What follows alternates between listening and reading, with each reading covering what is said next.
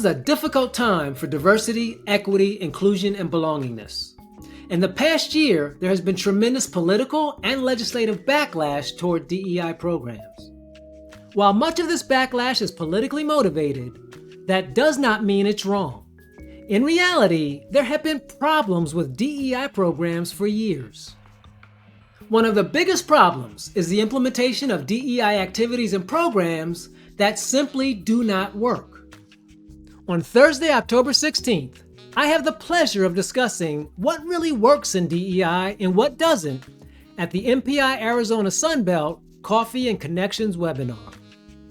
During our conversation, we'll discuss research-based DEI best practices when it comes to facilitating activities that have a direct, positive impact on individual and organizational performance. We'll also discuss one of the most effective DEI practices, employee resource groups, and steps we can take to make these groups more effective. So join me on October 16th when we will discuss what works and what does not work when it comes to diversity, equity, inclusion, and belongingness.